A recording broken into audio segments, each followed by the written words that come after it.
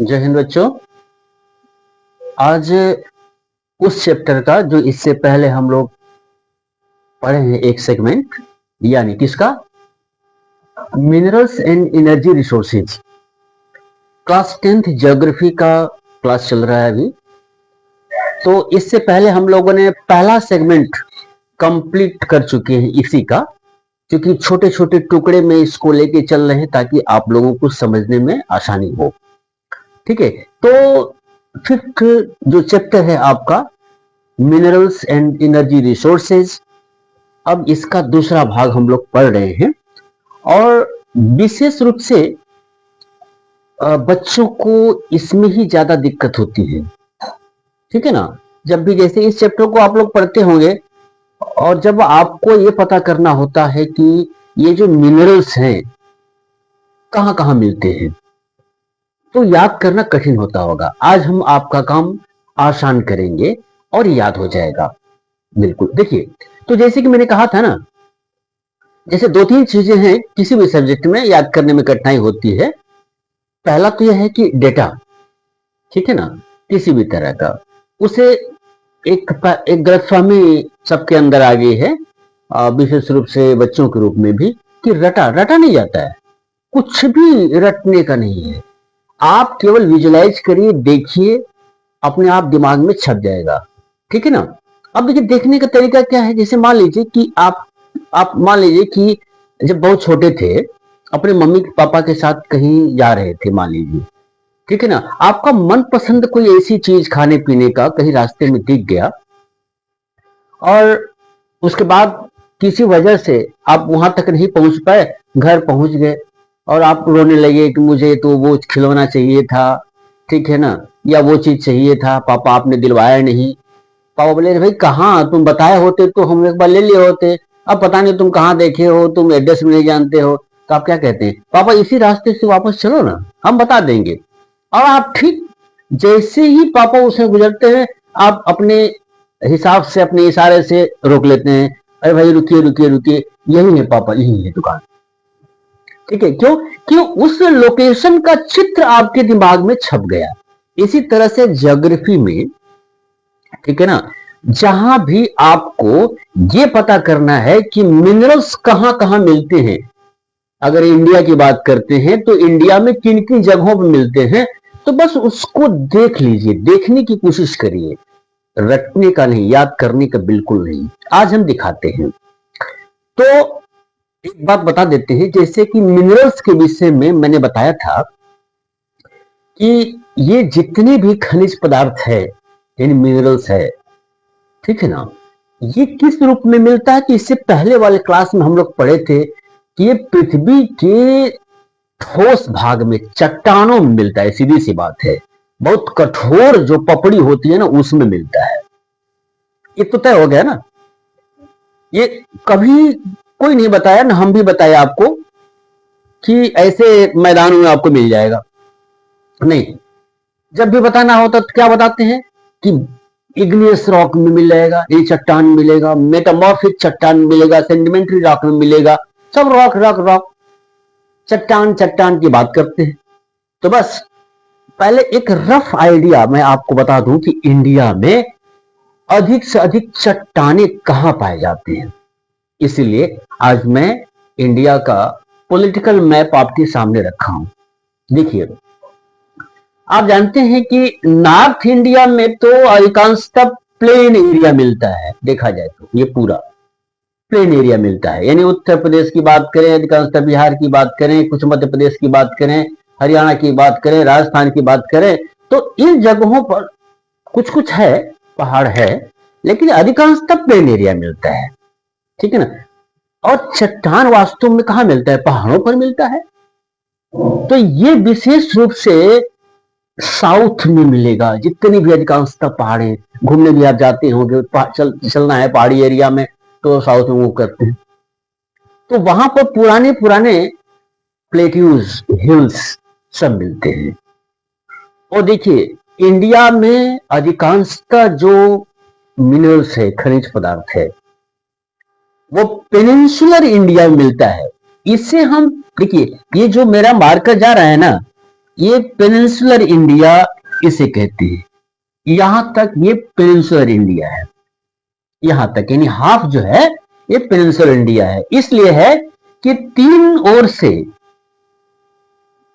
पानी से घिरा हुआ है, समुद्र से घिरा हुआ है, इसलिए इसे पेनिनसुलर पार्ट कहते हैं। तो ये पेनिनसुलर इंडिया है या एरिया है, ठीक है। और विशेष रूप से, ठीक है, इस साइड की अगर बात करते हैं ज्योग्राफिकल मैप के हिसाब से, तो ये क्या है, ईस्टर्न एरिया है, और ये क्या है आपका, वेस्टर्न एरिया है, ठीक है ना। तो सबसे पहले ज्योग्राफिकल लोकेशन में जहां पर ये पदार्थ यानी ये मिनरल्स आपको मिलते हैं, खनिज मिलते हैं, तो इसी की किनारे किनारे ज्यादा मिलते हैं, तो इसे ईस्टर्न घाट कहते हैं और इसे वेस्टर्न घाट कहते हैं। मैक्सिमम मिनरल्स का जो कंसंट्रेशन आपको मिलेगा ना, तो इन्हीं की किनारे मिलेगा, तो इसे हम ईस्टर्न घाट कहते हैं और इसे हम वेस्टर्न घाट कहते हैं। अब इसको पहचान लीजिए। मैक्सिमम जहां भी आपको नाम लेंगे इन्हीं के इर्द गिर्द आपको घूमता हुआ मिलेगा।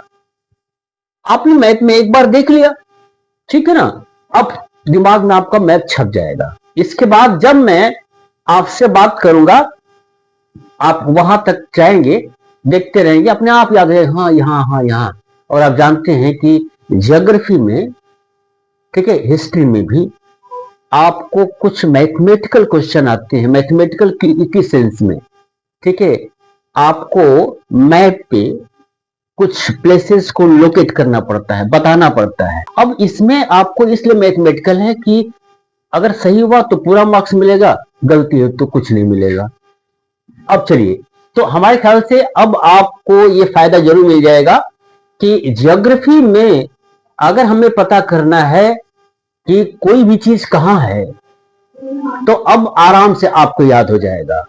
आपकी ये कठिनाई मैं आज दूर करने की पूरी कोशिश करूंगा। चलिए, तो इसमें हम लोग मिनरल्स में हम लोग पहले तो क्लासिफिकेशन के थ्रू पढ़ चुके हैं कि मिनरल्स को उनके गुण के आधार पर, सब्सटेंसेस के आधार पे, उनके बनावट के आधार पे, और वो कैसे मिलते हैं इसके आधार पे हम लोगों ने कुछ भागों में बांट दिया इसको। पहले हम लोगों ने metallic, non metallic, ferrous, non ferrous, precious, इन भागों में हम लोगों ने बांट दिया।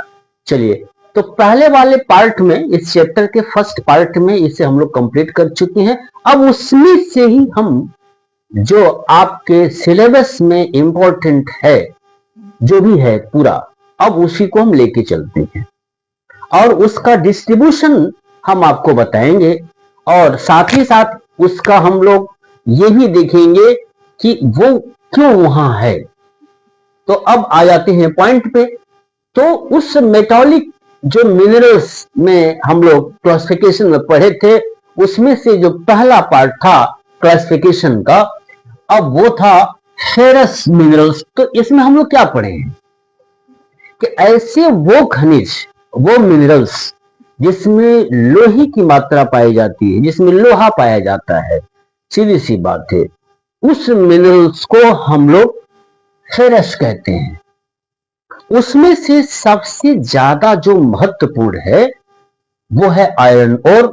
और जैसा कि मैंने कहा कि अगर हम अपने देश की बात करें तो हमारे देश की डेवलपमेंट में सबसे ज्यादा अगर कोई चीज महत्वपूर्ण है तो वो क्या है, आयरन ओर ही है, इसलिए इसका फर्स्ट पोजीशन मिला है। अब इसी का हम लोग देखेंगे कि आयरन ओर अब फॉर्मेशन के बेसिस पे कहां मिलता है, वो तो हम लोग पढ़ चुके हैं एक मैप के माध्यम से। अब हम लोग देखेंगे लोकेशन के थ्रू हमारे कंट्री में कहां कहां ये मिलता है, एकदम सीधी सी बात है। तो आपको मैप के थ्रू मैंने बताया था कि अधिकांशतः जितने भी मिनरल्स हैं आपको या तो ईस्टर्न घाट के इर्द गिर्द या तो वेस्टर्न घाट के इर्द गिर्द आपको मिलेगा, क्योंकि ज्यादा चट्टाने, रॉक्स आपको यही मिलेंगे, इसलिए ही आपको बार बार आना पड़ेगा। तो ये आपको क्या कहता है आयरन ओर के विषय में तो हम लोग अच्छे से जान चुके हैं कितना महत्वपूर्ण है, ठीक है, इंपॉर्टेंस ऑफ मिनरल्स में। अब इसका देखते हैं डिस्ट्रीब्यूशन। तो सबसे ज्यादा आयरन ओर कच्चा लोहा है ना, जिससे कि स्टील बनता है। और अब लोहे के लिए नहीं कहना है कि कहां कहां कितना यूज होता है, ये हम लोग अच्छे से जानते हैं।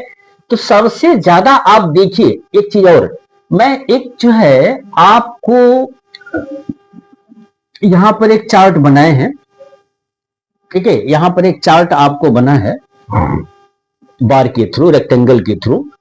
ये आपको ये देखने में आसानी हो जाएगी और दिमाग में एक चित्र इसलिए छप जाएगा कि जो बड़ा भाग है वो किसका है, अपने आप दिख जाएगा, हमेशा वो छप जाता है। जैसे आप मान लीजिए कि आप परसेंटेज मैंने लिखा है ना, ये पढ़ेंगे तो याद नहीं हो पाएगा, लेकिन आपके दिमाग में अगर कोई चित्र बड़ा छोटा उससे छोटा सबसे छोटा ये दिख जाए तो याद हो जाएगा। ये साइकोलॉजिकल ये पैटर्न है, ये हमारा नहीं है, सीधी सी बात है। याद करने का ये तरीका है, साइंटिफिक तरीका है। तो अब देखिए, जो सबसे बड़ा वाला जो ये आपका रेक्टेंगल दिखाई दे रहा है, ये कहता है हम उड़ीसा हैं, यानी उड़ीसा का ये भाग है। और सबसे अधिक आयरन ओर आपको कहां मिलता है? उड़ीसा में मिलता है। कितना? 52% मिलता है, सबसे अधिक। अब देखिए, ये जो 52% मिलता है, इसमें आपको एक चीज हम बता दें कि इससे पहले हम लोग पढ़े हैं कि सबसे अच्छी कोट का जो लोहा होता है इग्नाइट, उसमें 70% लोहा होता है। और उससे कम नीचे की क्वालिटी पे आते हैं तो वो होता है हेमाटाइट। वो थोड़ा सा उससे कम क्वालिटेटिव होता है, क्योंकि उसमें लोहे की मात्रा हेमेटाइट में 50 से 60% तक ही मिलता है। तो उड़ीसा में और झारखंड, ये बेल्ट है, उड़ीसा झारखंड बेल्ट है, उड़ीसा झारखंड बेल्ट है। देखिए मैप में ये उड़ीसा है, ये झारखंड है, ये बेल्ट है। अब देखिए कहां पर ईस्टर्न घाट है ना, ये एकदम ईस्टर्न घाट के पास में ये दोनों स्टेट आपको दिखाई दे रहे हैं। पहला बेल्ट मिला यहां पर, सीधी सी बात है, यानी उड़ीसा और झारखंड में। तो उड़ीसा और झारखंड में लोहे का कौन सी क्वालिटी मिलती है? तो उसे कहते हैं हेमेटाइट। और हेमेटाइट में लोहा यानी आयरन केवल 50 से 60% के बीच में ही होता है। लेकिन अगर देखा जाए तो डेवलपमेंट के लिए सबसे ज्यादा इंपॉर्टेंट ही होता है, बहुत ही ज्यादा अधिक मात्रा में यहां पाया जाता है। इसलिए यहां पर इसका एक्सट्रैक्शन होता है, ठीक है, यानी यहां पर जो माइंस होते हैं जिसके थ्रू हमें ये आपका आयरन ओर मिलता है, ये सबसे अधिक मिलता है। यहां तक कि इसका हम एक्सपोर्ट भी करते हैं अपनी आवश्यकता की पूर्ति के बाद। तो ये जो है विशेष रूप से, अब आप देखेंगे, ठीक है ना, कि उड़ीसा में अगर हम देखते हैं और झारखंड में, तो इस बेल्ट में कुछ जगह होता है, ठीक है ना, कुछ जगह होता है। और उस जगह की बात करें तो एक है बादाम पहाड़ और दूसरा है मयूरभंज, ठीक है ना। मयूरभंज कहां? उड़ीसा। तो ये अब इसी मैप में आपको यहां दिखाई दिया, ऑटोमेटिकली लोकेट हो जाएगा। जो आपको मैप मिलेगा कि हम उड़ीसा में हैं, कहीं मयूरभंज है, बादाम पहाड़ है, और यहां पर हेमेटाइट आपको आयरन ओर मिलता है। और किस बेल्ट में? तो उड़ीसा झारखंड बेल्ट में। दिखाई दे दिया कि कहां मिलता है आयरन ओर? पहला बेल्ट, पहला जगह यहां मिलता है। अब भूलेगा नहीं, जैसे ही आपको आएगा याद हो जाएगा कि उड़ीसा झारखंड ऐसा कुछ था, बस यही बेल्ट है, यहां मिलता है। उसमें से कुछ ऐसे जगह है, जिला है ना, जैसे बादाम पहाड़ है, एकदम इंपॉर्टेंट लेके चलिए, बादाम पहाड़ है और आपका मयूरभंज है, ये उड़ीसा और झारखंड में, और कहीं नहीं, ठीक है। दूसरा है दुर्ग बस्तर, दुर्ग बस्तर और चंद्रपुर बेल्ट। अब देखिए दुर्ग और बस्तर की बात करते हैं, छत्तीसगढ़ में मिलेगा, ये सीधी सी बात है। अब ऐसे कंडीशन में ये है आपका छत्तीसगढ़, फिर वही उसी के इर्द गिर्द फिर हम आ गए और कहीं नहीं। ये देखिए ईस्टर्न घाट के ही किनारे किनारे है, ये है। तो जो दूसरा वाला बेल्ट है ना, ठीक है, दुर्ग बस्तर चंद्रपुर बेल्ट, तो इसका मतलब क्या, ये छत्तीसगढ़ में। इतना याद है कि भाई और कहीं नहीं है, वो छत्तीसगढ़ में। तो ये बेल्ट है, बेल्ट का मतलब क्या, वहां पर एक सीरीज है हिल्स का, यानी कठोर चट्टानों का, और उसी को बेल्ट कहते हैं, है ना। जैसे बेल्ट लंबा होता है, इसी तरह से ये पहाड़ी का या हिल्स का या प्लेट्यूज का जो सीरीज बनता है, उसी को बेल्ट कहते हैं। तो यहाँ बेल्ट है, और इस बेल्ट में भी आपको हेमेटाइट क्वालिटी के ही आयरन ओर मिलते हैं। अब देखिए साथ साथ में आयरन ओर की जो डिस्ट्रीब्यूशन क्वालिटी के हिसाब से किन किन नामों से जाना जाता है, ये भी आपको याद हो जाएगा। तो यहां भी आपको हेमेटाइट ही मिलता है। अब बताइए, जैसे हेमेटाइट नाम आएगा तुरंत आपको याद हो जाएगा क्या, कि इसमें लोहे का जो अंश है 50 से 60% तक ही रहता है। चलिए ये याद हो गया, ठीक है। अब इसमें से कुछ नाम है, अब इसमें से जो कुछ नाम है, ठीक है, किसमें, छत्तीसगढ़ में। तो अब देखिए क्या है, इसमें है बैलाडिला, एक रेंज है बैलाडिला रेंज, फिर वही चीज पहाड़ियों का रेंज है, उसका नाम क्या है, बैलाडिला, ठीक है।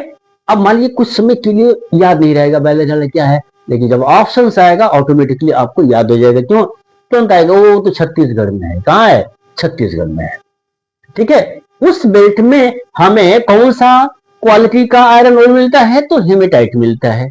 दूसरा बेल्ट हम लोग समझ गए।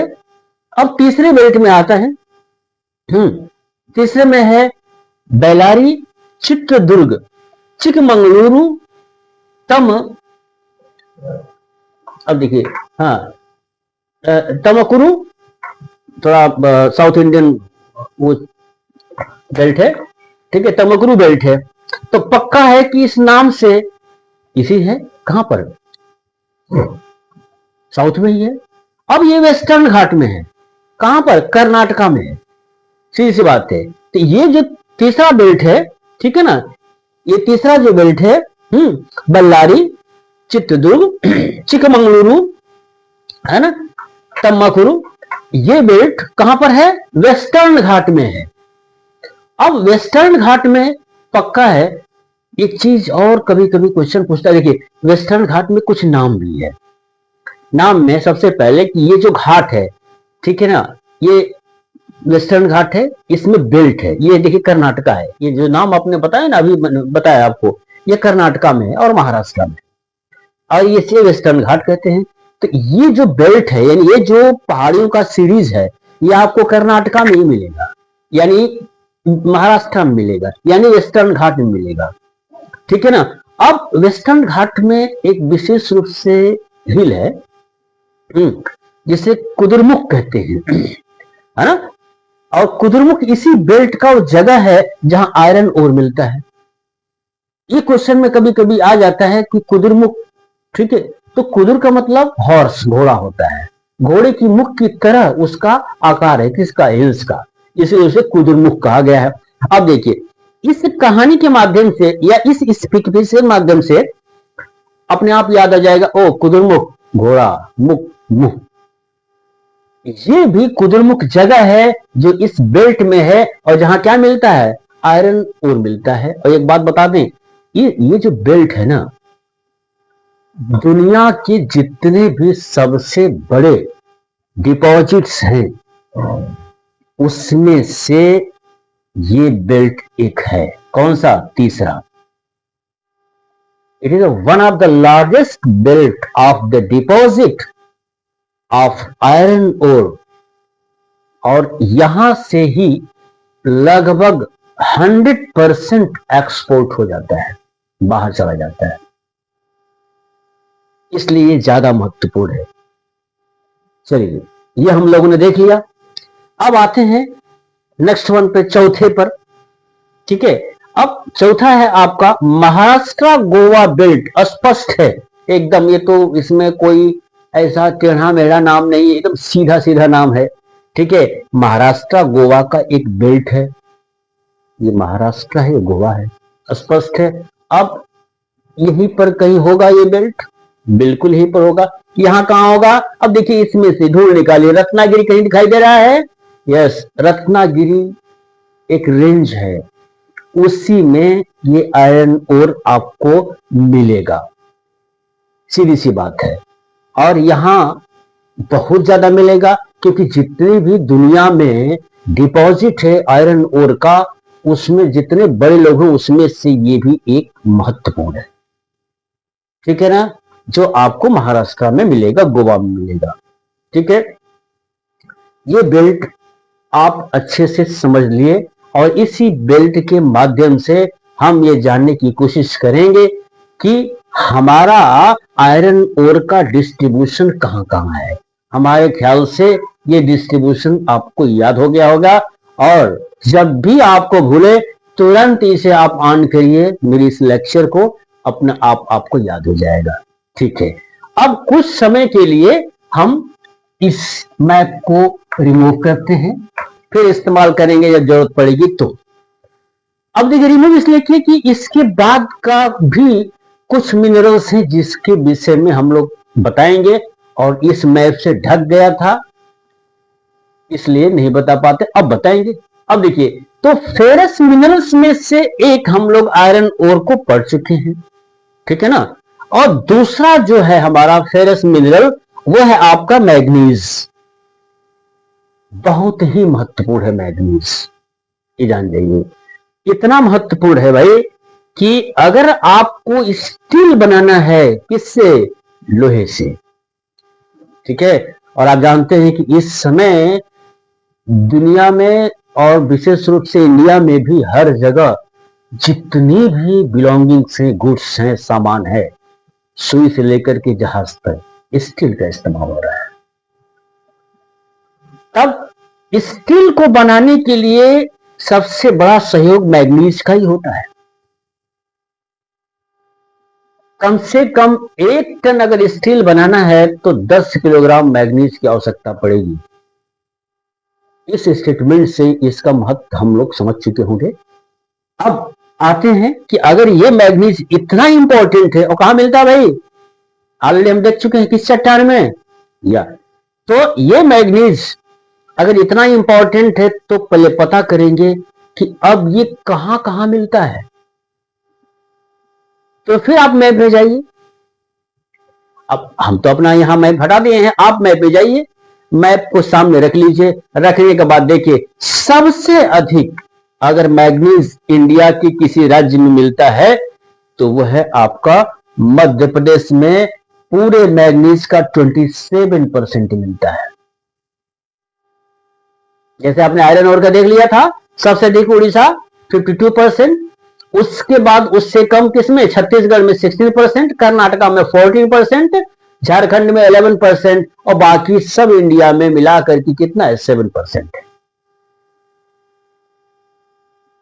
तो सबसे अधिक किस स्टेट में मिलता है आयरन ओर, अगर कोई पूछे तो आराम से याद हो जाएगा आपको। इसी तरह से क्वेश्चन भी बनते हैं, इसी में से क्वेश्चन बनते हैं, आराम से कह सकते, उड़ीसा में। बहुत यदि डेप्थ में गया, मान लीजिए पूछा कि उड़ीसा में अगर सबसे अधिक आयरन ओर मिलता है तो कितना परसेंटेज मिलता है, तो जो आपने देखा वही आपको छप जाएगा दिमाग में। क्या देखा, 52%, जैसे ऑप्शन आएगा याद हो जाएगा। चलिए, तो हम लोग थे कहां पर, मैग्नीज के लिए। तो सबसे अधिक मैग्नीज कहां मिलता है, मध्य प्रदेश में, कितना, 27%। उसके बाद दूसरा नंबर पर कौन है, महाराष्ट्र, महाराष्ट्र में कितना, 25%। उसके बाद कहां पर, उड़ीसा में कितना, वही 25%। उसके बाद कर्नाटका में 11%, आंध्र प्रदेश में 10%, और बाकी की जगहों पर कितना है, 2% केवल। यह है आपका डिस्ट्रीब्यूशन ऑफ मैग्नीज चट्टानों में इंडिया में, किन किन राज्यों में कितना है। अब यह स्पष्ट आपको दिमाग में छप गया होगा, याद हो गया होगा। चलिए, तो फेरस जो मिनरल्स हैं उसमें से आपके सिलेबस में ही 2 है जिनका डिटेल जानने की आवश्यकता हम लोग को पड़ती है, और हम लोगों ने कर लिया, काम कंप्लीट हो गया, इसलिए डरने की कतई आवश्यकता नहीं। अब आइए इसमें नॉन फेरस जो मिनरल्स हैं। अब नॉन फेरस मिनरल्स में सबसे पहले आपका आएगा कॉपर। कॉपर हम लोग जानते हैं कि विशेष रूप से जितने भी इलेक्ट्रॉनिक गुड्स होते हैं, ठीक है, उनमें बनाने के लिए कॉपर की सख्त आवश्यकता पड़ती है। क्योंकि गुड कंडक्टर होता है, ठीक है, मैलेबल भी होता है, यानी उसको अटक पटक करके चिपटा करके चाहे तो उसको प्लेट के रूप में बना सकते हैं, ठीक है, या तार के रूप में उसको शेप दे सकते हैं, टूटेगा नहीं। ये खासियत है कॉपर की। तो ये जो कॉपर है जिसका मल्टीपल यूज है, लेकिन इसमें लोहा नहीं है भाई। क्यों है? क्योंकि इसे नॉन फेरस मिनरल्स कहते हैं, ठीक है। अब ये कहां कहां मिलता है? बिल्कुल कुछ ही जगहों पर मिलता है। ये थोड़ी सी डिफिशियंसी है हम लोगों की कि इंडिया में कॉपर बहुत अधिक नहीं मिलता है। फिर भी जहां जहां मिलता है, मध्य प्रदेश, राजस्थान और झारखंड में मिलता है। कुछ ही जगह है जहां हमको याद हो जाएगा। अब इस नॉन फेरस मिनरल्स में दूसरा जो आपके सिलेबस में वो क्या है? बॉक्साइट है। और मैंने आपसे कहा था क्या, एक कुछ मत जाइए, एनसीईआरटी को पकड़ के रखिए, कहीं इधर उधर मत जाइए, सब कुछ हमेशा के लिए आपको याद हो जाएगा। बॉक्साइट कुछ याद आ रहा है? या बॉक्साइट अगर याद हो रहा है तो बॉक्साइट कहां मिलता है हम लोग देख चुके थे ना, धूल के रूप में, ठीक है, यानी डस्ट के रूप में आपको मिलेगा। पहचान में नहीं आएगा कि वो बॉक्साइट है क्या, धूल है या कुछ है, लेकिन उस धूल में क्या है? एल्युमिनियम है। क्यों? क्योंकि जब यही आपका क्ले के रूप में जाएगा इसी फॉर्म को, तो इसे एल्यूमिना कहते हैं। और एल्यूमिना से क्या बनता है? एल्युमिनियम। तो आपका बॉक्साइट का सबसे बड़ा रोल है क्या? एल्युमिनियम को बनाने में। और एल्युमिनियम तो कहना ही नहीं है, इस समय अगर देखा जाए तो सबसे बड़ा, यानी उद्योगों में या डोमेस्टिक यूटेंसिल्स में या कहीं भी जो कुछ भी बनता है सामान, उसमें एल्युमिनियम का ज्यादा इस्तेमाल होता है। अब यदि इतना इंपॉर्टेंट है तो इंडिया में कहां कहां मिलता है? अब देख लीजिए एक चीज और फिर से, आप ये जो आपका ये रेक्टेंगल बना हुआ है, बार बना हुआ है, इसमें सबसे बड़ा भाग कौन सा है? ये है। इसका मतलब ये जिसका भाग है वो सबसे महत्वपूर्ण जगह है किसके लिए? बॉक्साइट के लिए। कौन सा भाई? उड़ीसा। अब फिर उस मैप में जाइए जो अभी से पहले दिखाया था, मजबूरी में उतार दिए क्योंकि इसको बताना था। अब ऐसे कंडीशन में सबसे अधिक बॉक्साइट कहां मिल रहा? उड़ीसा में। कितना? 49%। तो मैंने अभी कहा था ना, आपने देख लिया, आपको याद हो गया। जब भी आएगा तुरंत आपका दिमाग जाएगा क्या? बॉक्साइट है तो सबसे अधिक उड़ीसा, ठीक है। अब 49% भले ही नहीं याद हो, लेकिन होगा क्या? जैसे ऑप्शन आएगा तुरंत 49 आप पहुंच जाएंगे, क्योंकि आपने देखा है और वो चित्र आपके दिमाग में छप गया है। दूसरे नंबर पर कौन सा आता है भाई? गुजरात। कितना? 24%। तीसरे पर कौन आता है? छत्तीसगढ़। कितना? 8%। इसके बाद कौन आता है? महाराष्ट्र का भी 8%। और बाकी के इंडिया के जितने भाग है सब 2% में सिमट जाते हैं। जैसा कि मैंने बताया कि नॉर्थ इंडिया में, प्लेन एरिया में कहां से मिलेगा मिनरल्स? क्योंकि मिनरल्स जो बनता है तो चट्टानों में ना, और चट्टान कहां है भाई? पहाड़ों पर है। पहाड़ वहां का है नहीं, ठीक है। पहाड़ कहां है? ईस्टर्न घाट और अधिकांशतः वेस्टर्न घाट, जो अभी हम दिखाए मैप में। ये हो गया बॉक्साइट। इस ढंग से आपका फेरस नॉन फेरस सब कंप्लीट हो गया जितना आपके सिलेबस में है, एनसीईआरटी में है, ठीक है ना। अब आते हैं, ये मेटालिक पार्ट आपका हो गया, यानी मिनरल्स का मेटालिक पार्ट जिसे मेटल होता है वो आपका डिस्ट्रीब्यूशन एकदम कंप्लीट हो गया है। अब आते हैं नॉन मेटालिक मिनरल्स, और इसमें पहला होता है माइका। जानते हैं माइका का जो फॉर्म मिलता है ना, या तो प्लेट के फॉर्म में या पत्तियों के फॉर्म में, यानी जैसे पेड़ की पत्ती होती है ना बड़ी बड़ी, उस फॉर्म में मिलता है। और मैं बता दूं कि इसकी खासियत है कि 1 सेंटीमीटर थिकनेस का अगर माइका है ना, उसमें हजारों लेयर मिलेगा आपको, इतनी पतली होती है। और माइका का इस्तेमाल आप जानते हैं कि कितना ज्यादा महत्वपूर्ण है माइका का इस्तेमाल, ठीक है। और विशेष रूप से इलेक्ट्रॉनिक्स में तो पूछना ही नहीं है, ना हो तो कुछ ना बने। चलिए, ये हम लोग इससे पहले इसको देख चुके हैं। अब अगर माइका इतना इंपॉर्टेंट है, ठीक है, लेकिन अभी माइका मैंने हिंदी में अभ्रक कहते हैं, मिलता है, लेकिन अभी भी उतनी अवेलेबिलिटी नहीं है, फिर भी हम इसका एक्सपोर्ट भी करते हैं। अब देखिए, तो अब ये कहां कहां मिलता है? कुछ ही जगह है। छोटा नागपुर, फिर जाएंगे महाराष्ट्र में, देखेंगे अपने आप दिखाई दे देगा, ठीक है। वहां पर जो पठार होते हैं ना, पहाड़ नहीं, माउंटेन नहीं, पठार, मतलब उनकी ऊंचाई कम होती है और उनका जो पीक होता है ना, वो थोड़ा समतल होता है, सरफेस एरिया होता है, उसे प्लेटू कहते हैं। तो छोटा नागपुर प्लेटू नाम है उसका, वहां आपको माइका मिलेगा। ठीक है, अब ऐसे कंडीशन में झारखंड में मिलेगा, राजस्थान मिलेगा, 2-3 जगह है जहां पर माइका आपको अवेलेबल होता है। अब अंततः हम लोग आ जाते हैं नॉन मेटालिक मिनरल्स में, वो है लाइम स्टोन। अब बताइए लाइम स्टोन का इस्तेमाल कहां होता है? भाई सीमेंट बनाने में होता है, अधिकांशतः इसका इस्तेमाल होता है। और सीमेंट का कितना महत्व है हम लोग अच्छे से जानते हैं। चलिए ठीक है, जान गए, ठीक है ना। और लाइम स्टोन जो होता है वो किसका पार्ट होता है? सेडिमेंटेशन का पार्ट होता है ना, उससे बनता है। चलिए ठीक है, अब ये कहां कहां मिलता है? तो पहले एक क्वेश्चन पूछते, सबसे अधिक कहां मिलता है? आइए इस ब्लॉक में, ये ब्लॉक सबसे बड़ा है, कितना है? 21%। कहां है भाई? तो राजस्थान में। उसके बाद 11% कहां है? मध्य प्रदेश में। फिर उतने ही बराबर है 11% कहां है भैया? आंध्र प्रदेश में। ठीक है, उससे थोड़ा कम है 10% कहां है? छत्तीसगढ़ में है। और उसी के बराबर 10% कहां पर है आपका? कर्नाटका में है। फिर 8% आपका कहां है? तमिलनाडु में है। फिर 8% कहां है आपका? गुजरात में है। फिर 8% कहां है आपका? तेलंगाना में है। और बाकी 13% हर जगह है। एक खासियत देखिए इसमें, हमने इसमें एक इन्फॉर्मिटी बनाया आपको। 8% कितने? 1 2 3, और वो अपने आप में कितने स्टेट से? 3 स्टेट से उसमें आ गए। तो ये एक इन्फॉर्मिटी की वजह से आपको याद हो गए। 11 में कितने? 2। कौन कौन से? आंध्र प्रदेश, मध्य प्रदेश अपने आप आ जाएगा। सबसे बड़ा जो दिखाई दे रहा है स्पष्ट कौन सा है? राजस्थान, जहां की लाइमस्टोन पाया जाता है। तो अभी इस सेगमेंट में, दूसरे सेगमेंट में, अभी और बहुत बाकी है। दूसरे सेगमेंट में हम लोगों ने एनसीईआरटी के हिसाब से एकदम लिमिटेड जो आपके सिलेबस में है मिनरल्स का डिस्ट्रीब्यूशन हम लोगों ने आज कंप्लीट कर लिया। आज इतना ही, बहुत बहुत धन्यवाद।